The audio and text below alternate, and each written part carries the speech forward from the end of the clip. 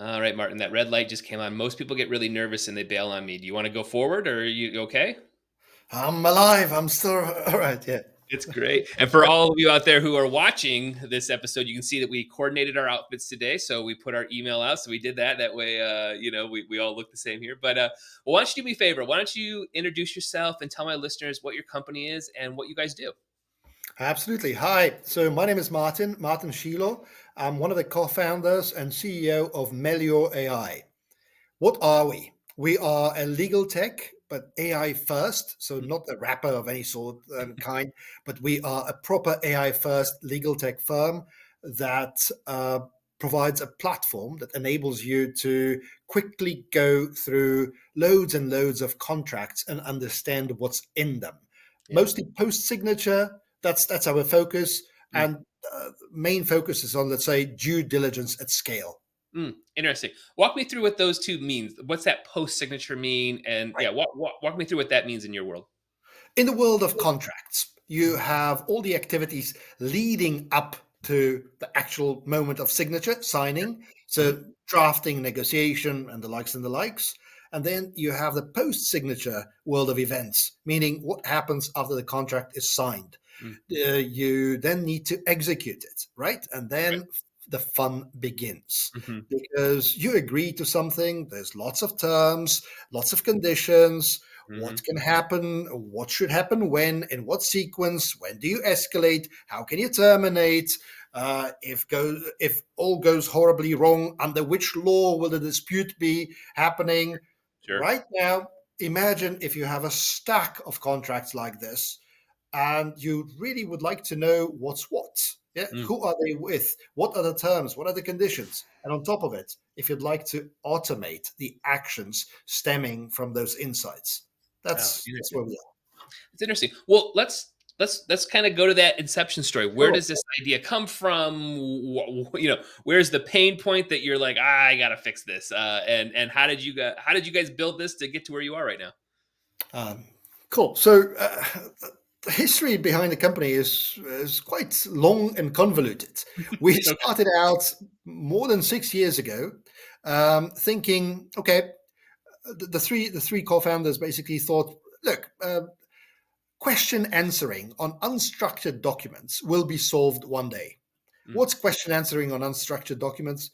Documents that are not neat databases or tables or anything like this, legal documents, Yeah. marketing documents, that Mhm. sort of stuff. And you have piles of them and you would like to ask questions of those documents. Sure. Today, the audience will be familiar because everybody has seen ChatGPT and similar technologies where you can sort of feed in a smaller document and start conversing about it. Sure. 6 years ago, it was pure science fiction to most.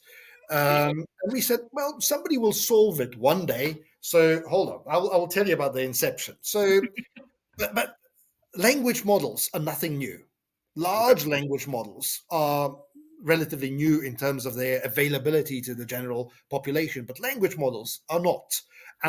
And that approach to building layered cake of models, where you build models that can comprehend what's written, and then more specialized models on top, and more specialized models on top, and then having the ability uh, to augment the question answering through intelligent retrieval, so semantic search, and all of this that today sounds like, yeah, that Hmm. quick. We do it, rag, we plug something in. All of that was floating about, but Hmm. it was not so easy. So we built version one of our technology after going to a little Swiss accelerator run by the Swiss Stock Exchange. That Oh, little Swiss accelerator was at that point in time called F10.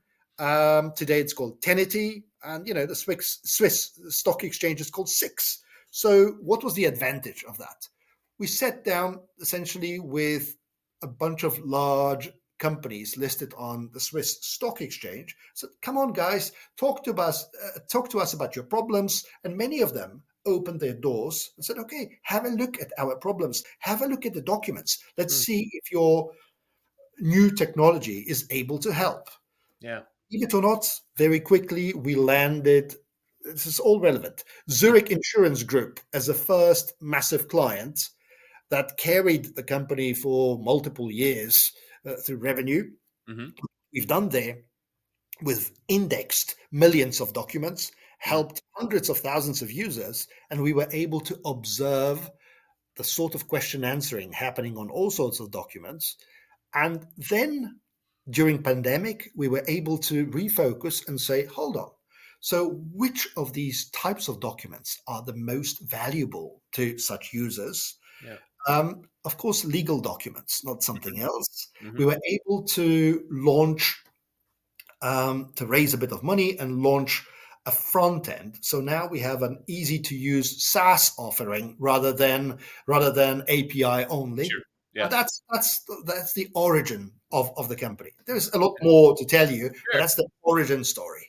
No, that's interesting. I mean, so it kind of moves right to my second question here around sort of as you guys are going through this, how are you imagining market fit, the customer? You know, I run an agency. I Right. have 25 clients, and just yesterday I've got a guy telling me what he thinks the contracts are. I was like, nope, that's not right. I don't think that's right. And I'm just going by memory because I signed it, like so, Yeah. but he doesn't have access to it. My project manager does it. So is it that size? And just kind of walk me through as you're going through this market fit, how you're thinking about this and who this customer is. Good point. So we historically understand selling to enterprise clients rather than smaller clients, but we are working hard to move our offering towards smaller sized clients. Yeah. I'll explain why. But in the first place, the market fit for us at the moment is third-party contracts. What are third-party contracts? Those that you didn't draw up yourself. They all are supposed to say similar things, but using different language, different layout, different terminology, drafted by different lawyers, and you're Right. trying to make sense. How is my escalation working here? How Mm. can I get out of this? So that's the strength of it, and doing it at scale. So Yeah. the primary use cases today are procurement, when you have loads and loads of documents that you need to be on top of on an ongoing basis, Hmm. and due diligence, when Yeah. you are involved in evaluating whether to purchase a company or invest in a company or something. Those are the two most common use cases for us at the moment, but that's growing. Yeah. And do you see this kind of expanding? I guess as you were talking, I started to imagine, I don't know, maybe you're a criminal lawyer and there's just thousands and thousands of documents. I don't know, some gigantic like murder Yeah. case or something like that, right? There's just troves of documents. Is it something that you would imagine even getting into something like that of like, what is in all of these things where it's kind of taking that type of information in, or do you just see it still being more like in legal, like you're describing right now? So the applications are quite endless Yeah. because you can take it in different ways, right? If you want to be really specific, we started out by building or training extractive models on specific, very common clauses. Yeah. So Okay. you will always want to know who the parties are, or what's the privacy situation in it, or Mm. what's the escalation situation. But we've intermingled it with an LLM based approach to open ended question answering. So we call it dynamic insights. Oh, So okay. right now, you are able to process, let's say, predictable contracts and also a lot less predictable documents through LLM. You know, Sure. yeah. Do you see, I mean, is there pushback from maybe like the lawyer world of like, no, no, no, you always come to me to, reread this contract to you in a way like, like I guess in this world, who are you kind of, is there somebody that is going, no, no, no, no, no, you want to always call me? Is this billable hours to a lawyer right now to, always be on that, on the hook for a phone call, right? In your world. Again, thanks for this. This is an interesting one because the life of lawyers is being rapidly transformed right now through technology. Yes, there was an initial, let's say 2 years ago, if you spoke to law firms, they all already been using AI to some degree or experimenting with AI, but there's always a senior partner who said, I will always be the smartest, I will always be irreplaceable. Today, these guys understood that their power and the value is not in the nitty gritty and doing the monkey work, really, but in applying their creative brains. So the way we present and the way they take it is, look, this is your fantastically trained, powerful assistant. This Mm, assistant is not aimed to replace you, it's just making your life easier right. so you can do what you're trained for. And that seems to be working well. Yeah, that's interesting. Yeah, that's cool. Let's talk a little bit. Let's go back, maybe like really first early challenges that you had to overcome. Do you have a story around that, or that initial phase that you know really kind of cemented we should keep doing this, right? Like I don't know, what was that first sort of hurdle that said, yeah, we actually have something here. Huh. Lots of moments like this, but I think hurdles and the encouragement are two different things. The Sure. hurdles the hurdles have always been, how do you balance raising capital versus surviving the raise of capital, because we've seen so many companies that raised too quickly, too early, and didn't survive it. And Yeah. we also seen the companies that didn't raise enough or at the right time and didn't survive it either. So I would say that's always the biggest hurdle at the beginning. And also, how do you attract smart people to work in a tiny startup that is relatively underfunded? Sure. And I will tell you about this one because that's an interesting one, I think, and then we can go back to the eureka moments. But how do you attract people? Early on, we said, look, we will never be able to compete with the Googles and Metas of the world in terms of salary levels and benefits. It's just not going to happen. Right. So, how do you target smart people who are really smart, who could work for Google or Meta, but not necessarily want to? And we said, well, my co-founder, my technical co-founder, out of two co-founders, my technical co-founder, Jose, is a passionate mountain climber.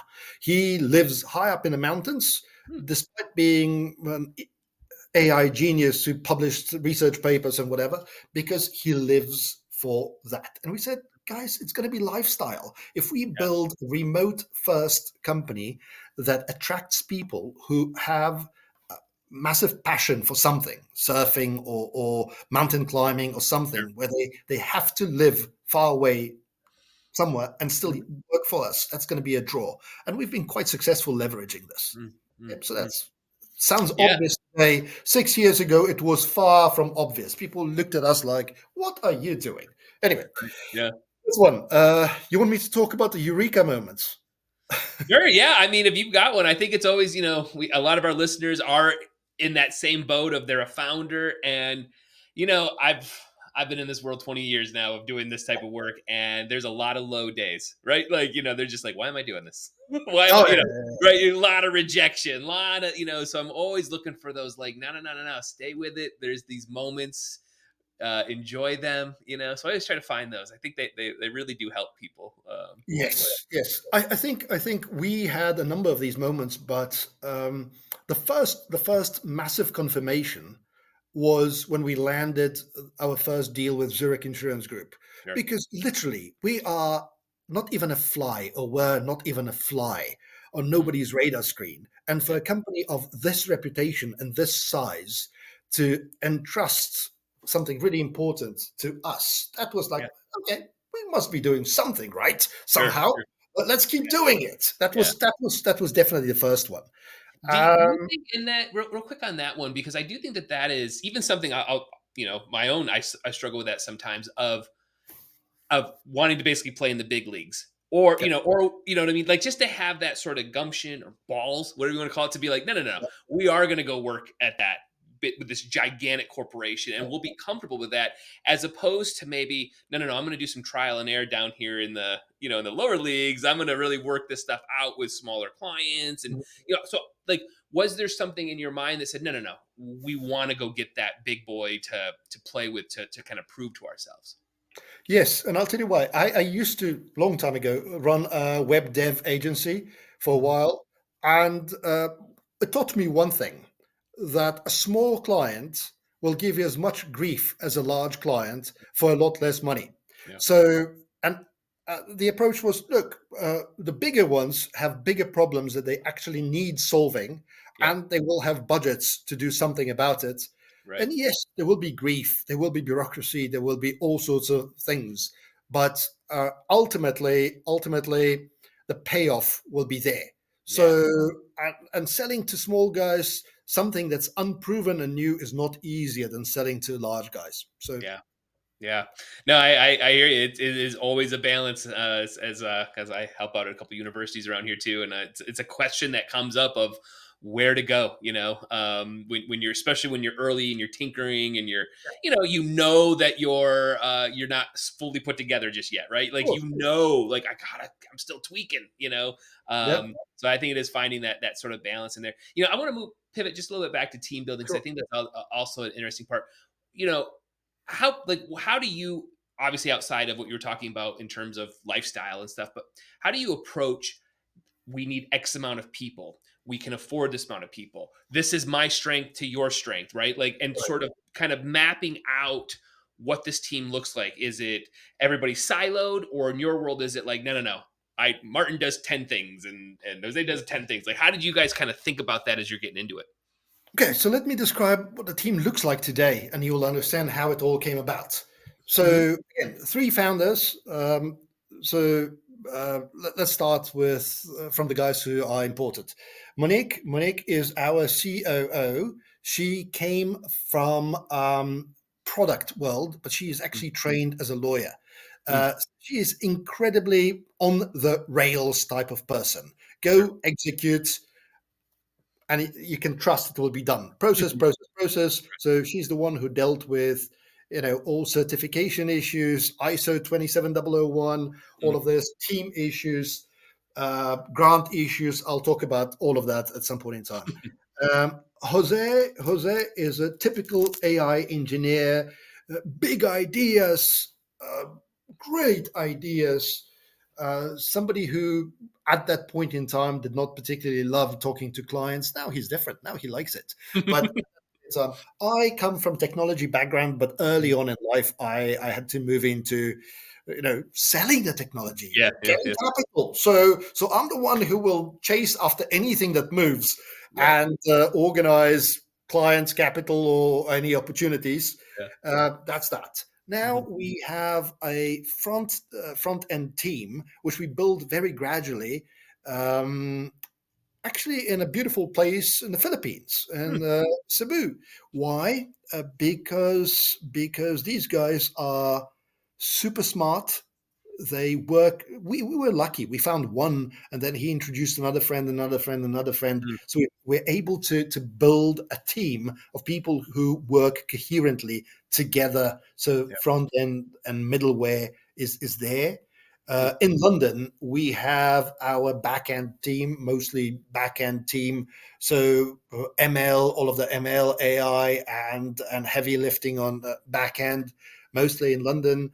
Um, we discover whenever we feel that there's a gap that the rest of the team can't fulfill, no matter what we do, then we Yeah. go and search, and we always start by asking internally, do you know anybody you've worked with before Mm. who you would recommend to deal with this task right now? Sure. Sure. That's how we start. Yeah. So yeah, we have this division in terms of back end and front end, but not much Mm. else. Not much else. Yeah. Yeah, that's cool. Yeah, I think team building it's tough, man. You can go a lot of different ways with it, and it's hard to know when to pull the levers and triggers and what you're really looking for, and training and processes and having all that in place. Let's move over a little bit to, has there been any major pivots that you've had to do over the last 6 years or so where you're Yes. like, we are completely different and it was okay that we pivoted? Is there any stories along those lines? Yes, and it's always easier to see it in retrospect than to understand at that moment. But Yeah. when we started out, we had no idea that we would be focusing on legal documents, for Mm. example. We had unstructured documents of any kind. And at that point in time, we were focusing much more on conversational interfaces because that was in vogue. It was what everybody wanted. Everybody wanted a chatbot of some sort. Nobody knew how to build it and how to train these things. So we early on understood that document comprehension and question answering is what will feed those chatbots or whatever the interface will be. Hence, we built the API.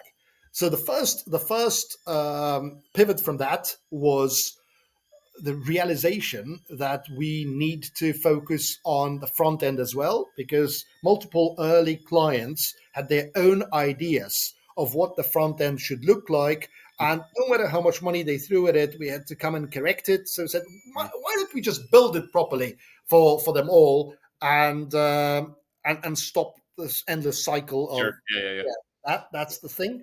And second was narrowing the focus of the offering to legal documents, because you can't be great at everything to start with. Yeah. Yes, that can be very challenging. It's the too many tools in the toolbox and nobody uses Yeah. Yeah. So the space you're in is changing at light speed, right? I mean, every day it feels like there is a new upgrade or this happened. How do you guys sit around and navigate and think about market trends, where the industry is going, and staying on top of emerging, and then also not getting maybe shiny toy syndrome, or like, hey, oh my gosh, we got to go do that, and then oh wait, what are we doing? We're a different company now. So how are you navigating marketing trends and emerging trends in your industry? I think, okay, first of all, we are always focused on the business processes that our potential clients want to automate and why. That's the first question, and why, and our take on what the future will look like. In terms of disruption, one of the most exciting and scary moments was when ChatGPT was unleashed, and then the world stopped because everyone thought it'll be a magical solution that will solve everything, that you can forget developing AI solutions, forget everything. You will be able to feed your documents to this magic chatbot and it will do everything for you. And then it kind of stopped. So for us, we've long realized that it's a question of having boring but intelligent engineering pipelines. You need to be able to ingest documents. Can I speak about it for a second? Yeah, of course. Yeah. It's document ingestion. If you are a firm of any kind, some of your documents are modern PDFs that were generated yesterday, nice, easy to read. Well, some of your documents are scanned old, faded faxes that are coffee stained. Good luck. You want to apply the same level of processing to the documents that came from a variety of sources, and whether they are in nice clean PDFs, old scans, images, Word documents with some weird annotations, who knows, the system should be able to somehow ingest it. Yeah. Good luck. So you need to build it and hide it from the clients. Otherwise it's not going to happen. The ability to understand layouts, to extract tables, to figure out that this looks like a contract and this looks like a picture of a passport. Come on. All of this automatic classification and all of this intelligence that hopefully is hidden from the end client, but all of that. So part of the solution building is understanding those challenges that will not go away with the next shiny toy. The shiny toy may add more capabilities in terms of one aspect or another. We're back. Okay, I'm back. I was saying that no new shiny toy will solve everything. You still need to have these complicated, hopefully well hidden engineering pipelines that detect what to do with different document types, that how to handle different pipelines and different behaviors depending on what needs to be done. That there is no one generic tool that will solve that. Sure. And intelligent interfaces, automations, all of these things need to be made super easy for an end user to use, and you can't rebuild them in a day. Yeah, yeah. Have you thought about, as you're growing the company, like what partnerships look like, or is there anything around that in terms of helping with revenue streams or strategies or helping growth? What do you think about when it comes to partnerships in this type of business? That's where my thinking keeps changing. Mhm. When we started out, I was dead set on trying to forge early on serious partnerships. I don't know if you've ever heard of a firm called Swisscom. Swisscom is still Switzerland. So it's a 51% owned, it's a company that's 51% owned by the Swiss government that provides data services and consulting services to virtually every single Swiss serious bank and whatnot. Okay. So we signed them up as a reseller. And you know what? We got absolutely nothing out of it. We had to knock on the doors ourselves. Mm, So that was my early disappointment. I was like, yes, I've solved my life. No, I haven't. yeah. I've, since today, I think one of the major, according at least to the press, early winners in this whole Gen AI revolution are who? The consultants, the Accentures of the world, McKinsey's of the world. So for me, it would be absolutely ideal to forge a partnership with one of those large consulting firms because they could amplify their own success through leveraging a platform like mine. Right. Will I be successful at forging an agreement like this? We'll see. Yeah. Time Yeah. will tell. Yeah. You mentioned a couple times in this interview around just regulatory, and what does that mean? So talk to me about, how does regulatory work in this globally? I'm here in the States. I think you're in France. And what does that look like, and how do you navigate just the regulatory challenges that are around you? So, okay, probably the first and biggest and most easy to understand is where is data supposed to live and what are you able to do with it? Sure. So from the get-go, we understood that clients will be governed by different privacy laws in different jurisdictions. Yeah. So as you sign up with us, you have to say which jurisdiction you want to keep your documents in, and that's it. You're locked into that jurisdiction. You can't move it. Your documents then are hosted typically on AWS, but we work with different clouds as well, Azure, for example, Mhm. in a jurisdiction of your choice. And Mhm. that's what they say. We boot up separate instances for you as a client in that jurisdiction of your choice. So that's one of the aspects. And we're very, very serious about it. And as I said early on, we got an ISO 27001 certification to prove that we know what we're doing with that. It's Mhm. similar to SOC 2 in the States. Yeah. Yeah, Right. yeah, yeah. Carry on. Yeah. Awesome. As is that something that, you know, you see it changing quite a bit, with new administrations in certain areas, or is it something that doesn't really keep you up at night? It's, hey, we've done our steps here, but we'll just adjust as things happen. I see it rather as an opportunity. It doesn't keep me up at night at all because we set up the business from the get-go to be able to support those different jurisdictions and different regulations. Yeah. That's one. And also because of all of these different changing regulations, there's more and more need for compliance audits, Mm, meaning the use of my platform, right. where you can run questions across your thousands of contracts and say, do these contracts have a clause that complies with the latest legislation? Sure. So Mm. it plays in my favor. Yeah, yeah. Is there have you experienced like a privacy concern? I guess, hey, here's all my contracts. I'm Yes. gigantic company, right? And now you have all of them somewhere, Yeah. whatever it is. But like, how do you sort of Yeah. navigate privacy for I'm imagining gigantic companies? Very good question. Again, it's pretty simple on paper, very hard in real life. It is private clouds, so we Mhm. can deploy to private clouds. We Yeah. can deploy to bare metal if necessary, Mm. because we engineered it in such a way. So if you want it completely isolated from the rest of the world, you can have it done this way. It will cost you, but it's doable. Sure, sure, sure. You know, in this, just this, the vertical you're in, the type of business you're running, what does exit strategy look like? Is it something that you are striving for? Is it something that no, we don't even really think about it? And what does it even exist in any AI company right now, in your opinion? Right, like as things are changing and growing, and this is happening and that's happening. So, what does exit strategy potentially even look like in your space? We haven't been paying too much attention to what it would look like for us, but I can tell you what's happening in the industry. Yeah, yeah, So I see companies in similar space. One of them very recently exited is called Agen Tech.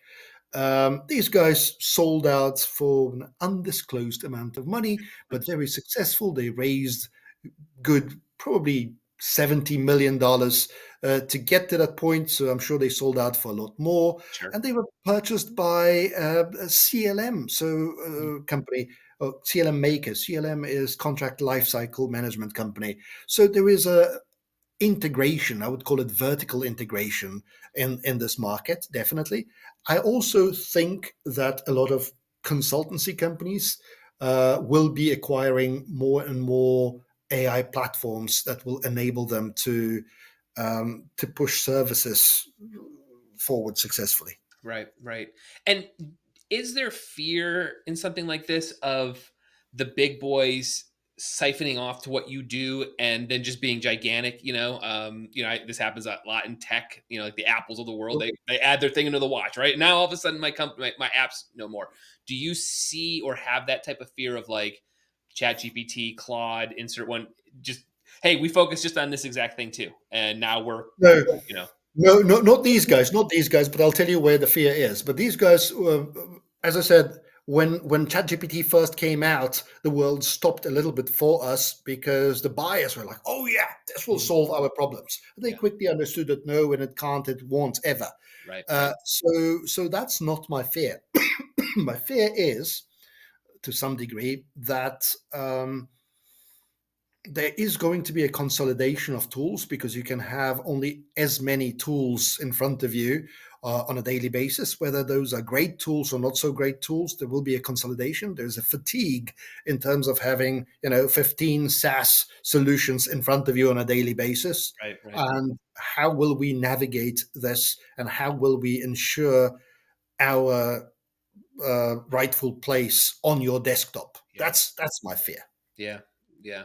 There does seem, even on my end, I use a lot of tools in my world, and there is, like let's say I'll take cold email as an example. Every day there's now a new one that does the exact same thing, and even the infrastructure, the front end, it looks like they copied and pasted and then just put their logo Yeah, on it. I mean, that there is this like it's every day. And I don't know what the protection is in that space, but I'm seeing it across the board: email marketing, paid media, whatever it is. There's like 10 tools that do almost the same thing, and it's absolutely. I mean, in my industry, it's a bit the fact that the engineering effort to build a comparable platform is enormous. mm, So you will not have 200 of those. You will have yeah, a number of right. those. That's one. But the danger is that whoever has the eyeballs already, so the seats, Mhm. and even if they have significantly inferior technology, they still own those seats, Yeah, right? So yeah. that's the fear. That's the challenge. How do you get in front of enough people and get embedded deeply enough? Mhm, mhm. Yes.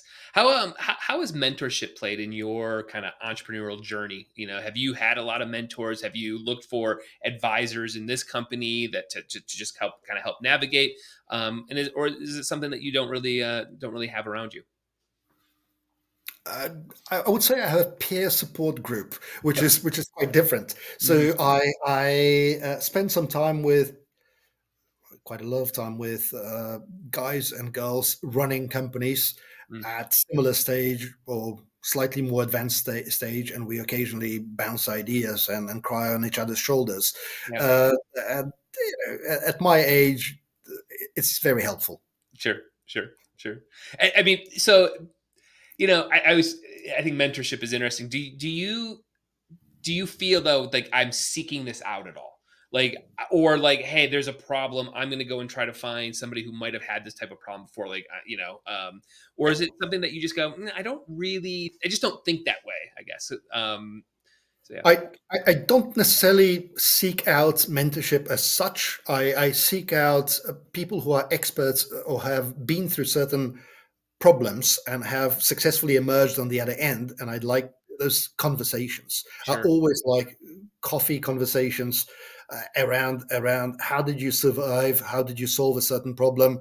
Mhm. What do you think about that? Not necessarily mentorship. I'm not much into, maybe I'm misunderstanding it, but I'm not very much into cult of a guru. Mm.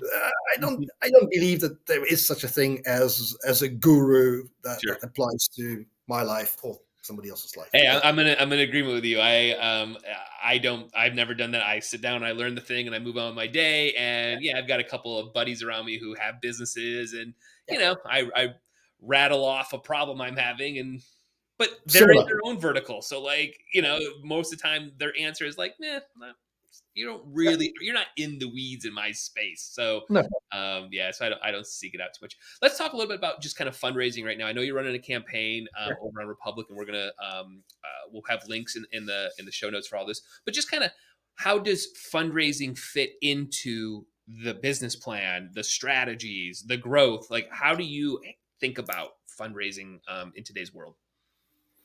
As a necessary evil. Mm. Uh, first of all, I think that fundraising is an interesting problem.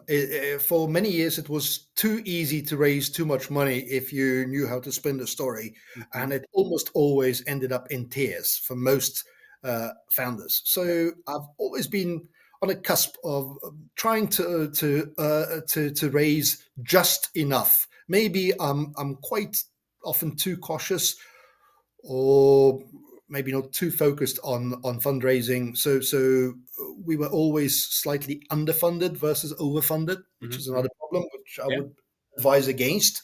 But that's where we are now.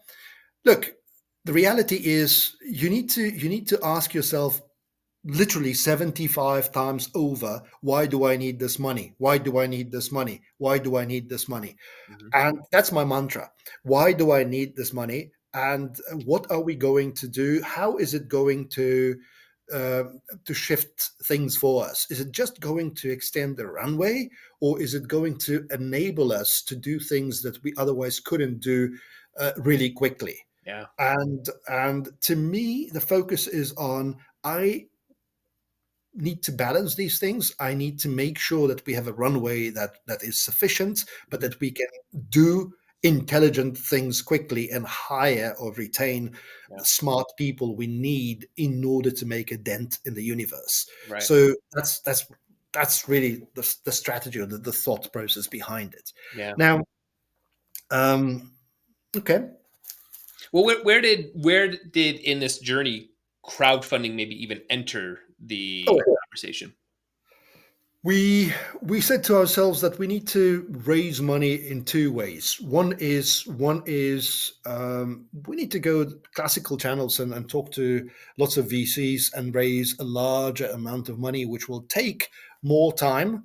But also, since we would like to um, eventually figure out a way of selling to much smaller companies, it would be better to raise our profile and see how we can successfully talk to thousands upon thousands of much smaller companies, investors, and whatnot, and see how we feel about it. Mm. So crowdfunding on Republic was something at the back of my mind, or our minds here, thinking, okay, let's see what we can achieve with that, and can we successfully talk to the type of customer Yeah. uh, Right. Hmm. that never talked to, Yeah. right? So that's really the trial. Can we successfully appeal to a mass buyer?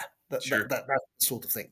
Yeah, that's the Uh, right approach. That's the right approach to be thinking about how to raise the overall, as opposed to thinking that it's just like another just fundraising channel. yeah, It's yeah, how are we raising the awareness of the whole company, and yeah, how many of those investors become a user because they have a business or a company. They're it might be a guy like me. Like I said, I got 20 years of contracts and 17 employees, and yeah.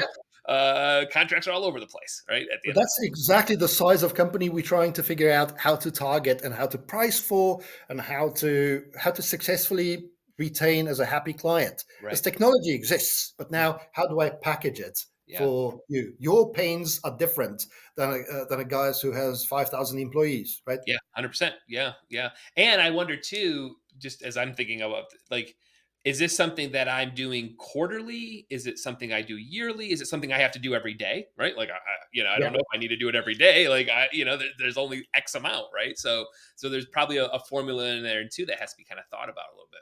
Well, exactly. With my platform, with our platform, with Melior.AI, you can automate these things that are periodical. So something needs to be done every Friday morning. Mhm. Something needs to be done 3 days before the month end. Something needs to be done quarterly, and so on and so on. Yeah. Yeah, yeah. How would you like if somebody was trying to get into AI, try to get into this, what would be that kind of advice you'd give them? Where would the starting point be? How would you guide somebody into starting a company right now? Starting a company in AI. Yeah. First of all, find a problem worth solving. Mm, Find a problem that people are willing to pay money to solve. yeah. Don't build in isolation, like with anything else. Sure. Then, if you see that there is a problem, look around at the existing tools. Is there anything that you can use off the shelf or that exists out there? And if yes, tell me why it's inadequate. Tell me what the problem is. And then only start looking at available technology and how it may solve the problems. Mm, Now, also, before I end the sentence, is go and really understand the ins and outs of how the LLMs work, how all of those surrounding technologies like RAG work. mm, What is it all about? Because you will not be able to conceptualize solutions unless you really know how this technology works. Not just the hype around it, right. but the meat behind it. Yeah. Yeah. No, I agree completely on that. Well, where can people kind of dive in? Like they want to learn more. They want to kind of see what you're working on. They think like this might be a solution. Where should people go?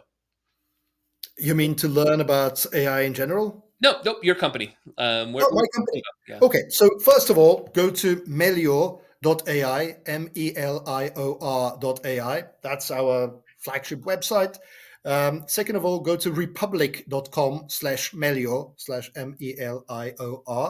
and you will find out where it's going. All the SEC compliant documents are there, so you can see what's what, Yep. and it's audited. Yeah, that's us. Well, we'll definitely put all the links in the show notes here. But before we go, I want to pivot to nothing to do with AI, nothing to do with fundraising, nothing to do with startups. We're gonna do 5 quick questions just to wrap up this really great interview. So number one is, Let's go. what are you watching on TV right now? Are you watching any cool shows?